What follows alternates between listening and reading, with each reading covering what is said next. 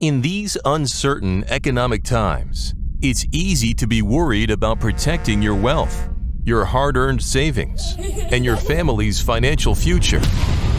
Plunging interest rates, the devaluating dollar, and political unrest constantly threaten what you have worked hard to earn and all that you own. That's why now it's more important than ever to protect your assets and have the money you need to make your dreams come true. Welcome to the Global Wealth Fortress Report with successful global entrepreneur and wealth preservation expert Joel Nagel. Joel's helped thousands of people just like you protect what you have so that you can make even more and make your every dream come true.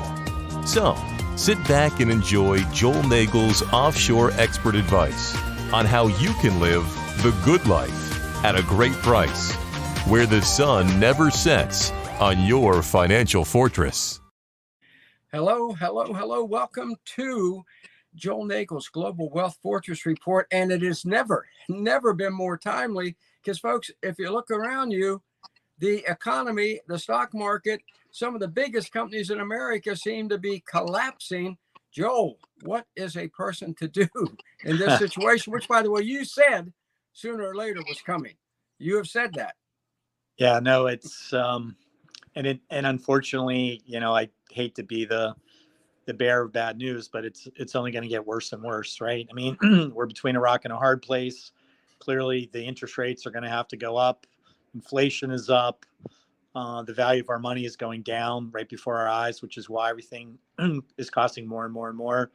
And some companies will be able to, keep up with what's happening. Others won't. We're going to see more and more companies default on their bonds. We're going to see more bankruptcies. And it's very tough for consumers right now. Oh, look at this. This is my screenshot from Yahoo Finance this morning. Okay. Stocks slam by chain reaction. Here's what the pros are saying. I love the first sentence, Joel. Horror has returned to Wall Street trading desk and the portfolios of the average investor. And the article goes on to say Walmart's plummeting, Target's plummeting, dollar stores plummeting. What are you telling people? It's not good. A lot of people are feeling like the sky is falling, and they say when there's blood in the streets, there's panic on the one hand, there's buying opportunities on the other. I'm not so influenced by the movement of stocks themselves, but rather, to me, it's a lot more interesting to look at the underlying, aspects of a company. I don't think Walmart's going away anytime soon. I want to look at what the company is paying in terms of a dividend. Is that dividend likely to go up, stay the same, or go down? And, companies, for example, that are very heavily leveraged and have a lot of debt on their balance sheet, particularly if it's variable debt, as those interest rates increase, they'll have a harder and harder time servicing the debt. And that's where you have, worries about bankruptcies and things like that. On the other hand, if a client's coming to me and saying, well, geez, where can I find some yield? There's still lots of good companies out there. Again, I'm not worried that Walmart's not going to service their debt. When I look at companies, I'm looking at companies that I'm not worried that they won't be able to service their dividends. Look at, just to pick a few out of the hat, so to speak. Look at the defense contractors. They're set up for record profits right now, particularly with what's happening in the Ukraine and Russia. And, I don't think anybody thinks that they're going to go out of business. The big oil companies, they're not going out of business. Right. So I tend to look more towards the center, towards really solid companies that have solid balance sheets. And even if they take a hit, they're still going to be able to meet their obligations, whether it's a dividend obligation or a bond payment obligation. And, from an investor. Now, that's in the traditional stocks and bonds. I think it's also the time to be looking at more alternative. Some people, don't feel that things like real estate and gold are alternative. I mean, after all, they've been around a lot longer than stock markets and things like that. But, from traditional investment advisors' perspective, some of the alternative investments. So I'm looking at hard assets. I'm looking at gold. I'm looking at silver. I'm looking at real estate. Those are always going to be my favorites because, regardless of what happens to the currency, no matter how far it's debased, you're still going to have those things. They've been around real estate's been around forever, and gold and silver have been a medium of exchange for over 5,000 years. It's not going away. So those are the kinds of discussions I'm having with my clients right now. Well, I can't, and the real estate, and I want to pursue that with you, but I guess I'm like Dr. Doom and Gloom here today, but look at this. And you must have clients who call you who have invested heavily in something like FANG. What is that? Facebook, Amazon, the big tech companies, down 37% since January. 37%. So you have clients who have invested in that. Now, folks, let me put in perspective here, because I know every week we get new viewers. I'm talking to America's #1 asset protection attorney. There we go. Okay. Nagel Associates, go on and look them up, contact them, because this information is vital when you hear figures like I just said. Manufacturing, they predicted it was 16%. Joel, it came in at 2%. In other words, we have no manufacturing left. So they have to come to you and say, I'm getting killed. How do we stop the bleeding? And you're saying, and land, hard assets, right? Yeah, I think diversification is important. The U.S. is still, one of the leading economies, although not necessarily the largest economy in the world anymore. I think the Chinese economy is in the process of overtaking the U.S. economy, but there are still opportunities, but you have to look in terms of diversification as well. Again, I'm not an investment advisor, so I'm not saying buy this stock or buy that bond. I'm really trying to help people maintain their wealth over multiple generations, which is what most people are trying to do. They're trying to look out for their kids, their grandkids. They're looking at insurance products. They're looking at long-term things like real estate, like gold, even in the crypto space. And I know you're going to say, well, but isn't crypto down? Yeah, it is.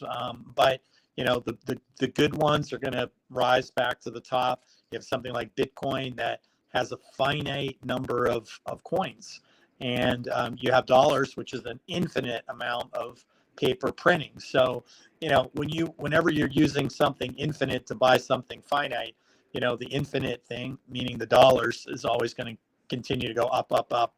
The number that you're going to need down, down, down in terms of value, but up, up, up in terms of the, how many dollars it'll take to buy Bitcoin. So I don't know what Bitcoin's going to do next week. I don't know what gold's going to do next week. But if I look out there 5 years, 10 years, 20 years, Bitcoin's not going away. Gold's not going away. Silver's not going away. Real estate's not going away. Good, solid companies, whether they're American, whether they're European, whether they're Asian, that produce a solid product and can, service their debt, pay dividends. Again, those things to me are what matter, not the fact that, like you said, a particular indices is down, in the immediate short term. Yeah, you mentioned, I keep going back to real estate, and you remember what Will Rogers said: don't wait to buy real estate and wait. And that seems to be what you're saying in terms of wise asset protection. Don't get caught up in the roller coaster. Look at this S&P roller coaster there. Buy real estate and then just hold on to it, because sooner it is going to go up in value, because as Mark Twain said, they can't make more of it, right? Yeah, well, yeah. Think about it this way. It'll hold its value, but it'll take more and more dollars that are worth less and less and less to buy it. So yeah, I want to have a certain part of my portfolio in real estate, and I want to have part of my real estate outside of a traditional market like the U.S. I mean, as interest rates go up, you're going to see the bubble the bubbles in places like San Francisco and Boston, New York, you're going to see bubbles in a lot of those places burst. And so you actually will, in the short run, see real estate values going down. Other places, I'm not sure. I mean, I was just in South Florida recently, and it was shockingly expensive. I couldn't believe, a little condo somewhere, 2-bedroom condo, and they thought nothing of saying, oh, 1.8, 2.4, 2.6. And this wasn't any kind of luxury property. So, if I'm looking for value in our part of the world, I'm looking in places like Central America. I'm in Belize, I'm in Costa Rica, I'm in Honduras, Panama, that area, Mexico, it's the backyard of the US. You have a lot of American retirees, a lot of people willing to rent your property if you own it there. But I see a lot more, upside potential. I'm here in Belize this week for the among other things, the shareholders meeting for ECI. One of their main projects right now is a Marriott hotel here on Ambergris Key. And I look at the price of a beautiful Marriott condo of, $300,000. And I think if this was in South Florida, it would be $3 million, no doubt. I mean, 10x right there. So, is the one in Miami really worth 10 times more? Well, everything's supply and demand, but I think, will it be easier for the condo here to double in value and go from, 300,000 to 600,000, or the one in Miami to go from 3 million to 6 million? I just feel like the ability for future appreciation is a lot better in these markets because they're so much more reasonable. I mean, you can find lots on the beach in Honduras, where I know where you're very fond of. And you can find those for $25,000, $30,000, $40,000. Well, yeah. And those days have been over for decades in South Florida. Yeah, and that we have at the Offshore Club, we have what we call the 10% factor, and that is a home.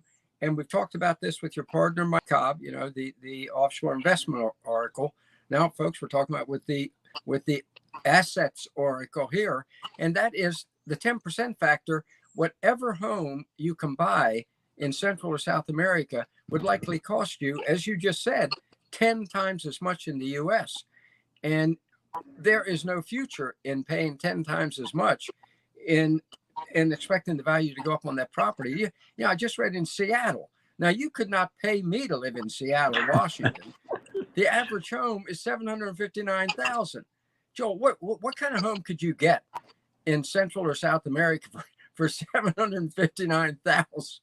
Well, in a country like Nicaragua, for example, you would have a very difficult time spending that much money. I mean, you would have handcrafted woodwork, and you would have, tiled swimming pools, and you'd have a 5-bedroom, deluxe villa looking out over the ocean. I mean, you're right. You just can't compare it. It's just crazy.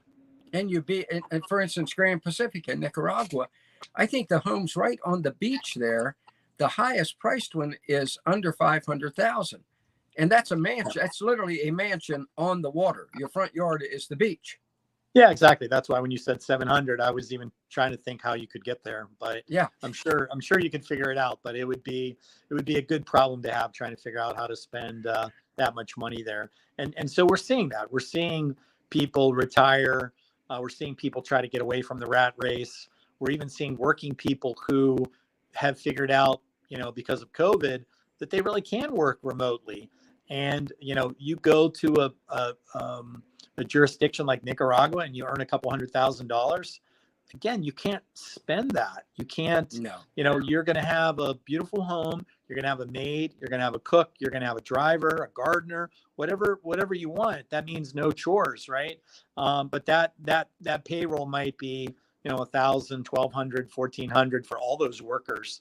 And so you can't compare the quality of life. So if you're looking for and getting that quality of life for less money, that's also asset protection, because now you can take more money, you can invest it, again, for your children, for your grandchildren.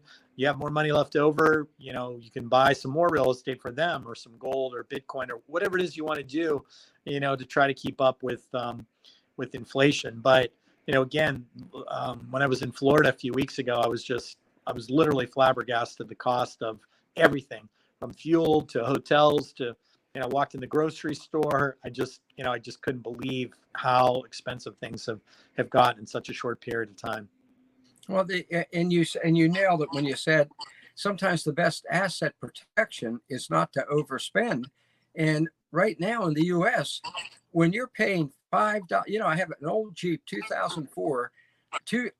A year and a half ago, it cost me $50 to fill up the tank, Joel. Now it's $100 to fill up the tank, and it does not use high test. So the best way for me to protect my asset is find somewhere not to have to spend that kind of money. And it really is offshore in my opinion. Yeah, I mean, for retirees, for example, Latin America has become, such a great choice because of that. I mean, imagine you live in South Florida and you get Social Security income of $2,000 a month. I mean, you're living in a trailer and, you probably have to decide whether you're going to have food or take your meds. You probably can't afford to do both.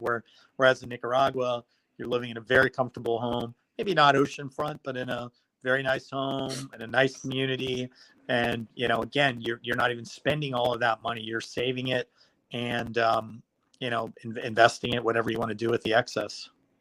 Well, I think you and I both saw the article in Business Insider, I think it was, that these people who cater to the rich and elite, as they call it in the article, have seen a 300% increase in their clients asking for second passports to places like Nicaragua, Honduras, those kind of places, Uruguay in particular, and Portugal, where I know you've been scoping out a new development for ECI, which is fantastic.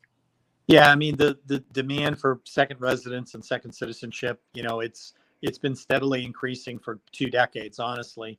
And anytime there's something major, COVID was something that really drove home the point that, hey, you really do need to have a second set of documents because, if your own country isn't going to let you travel, or if other countries aren't going to let you in, because you don't have the right passport, then maybe having a second passport or residency somewhere.